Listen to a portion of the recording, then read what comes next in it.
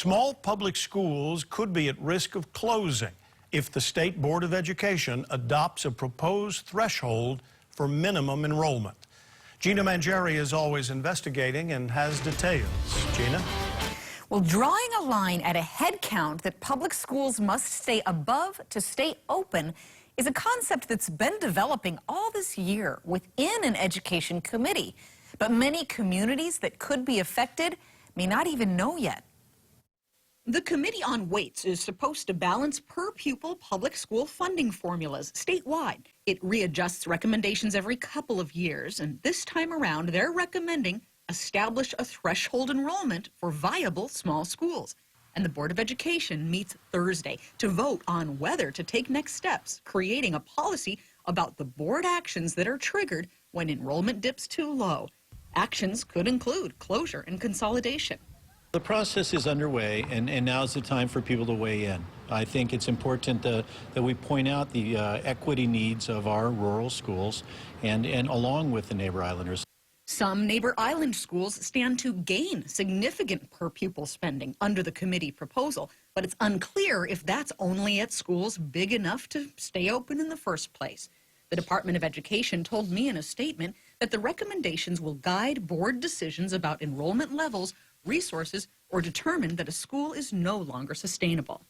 The DOE adds, we must ensure that we are maximizing how we use our funds, which includes modifying practices that no longer benefit the communities we serve. So which schools in which communities? No specific schools have been named for closure, but we've learned, based on Weights Committee discussions and minutes, headcounts as high as 400 have been floated as a cutoff. More suggestions hover at 250 or below. That alarms schools in Windward Oahu, which have the most sites under that size. Educators at rural Windward schools are asking communities statewide to pay attention. But all of a sudden, it's happening. So why couldn't it happen to you too? You know, it could happen to you too.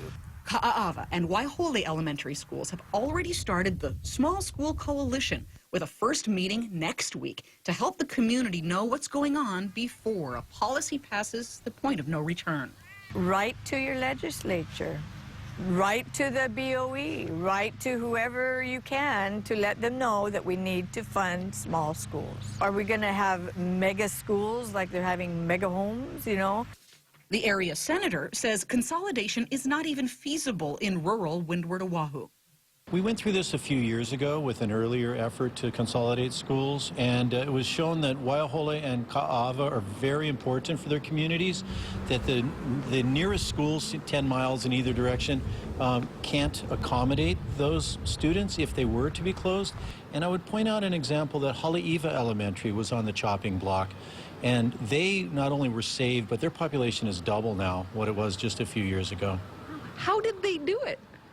Well, the community was really strong. The community came out and said this is a viable school, it's an important school, and there's been a great turnaround. It's one of the great success stories.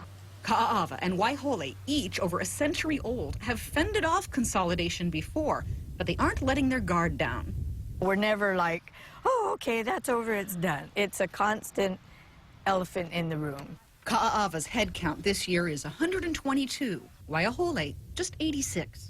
To those in the DOE or elsewhere who would say, but there comes a number at which a school just isn't sustainable anymore.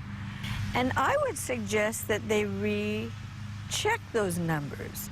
For one, we have a lot, if you drive around our community, there are houses coming up. There are families moving in. Our school is here, it's in our community, fund it. Now, the Board of Education takes up the small school viability threshold issue this coming Thursday. The Small School Coalition meets the following Thursday. Links to those events and details about the proposals are online at KHON2.com.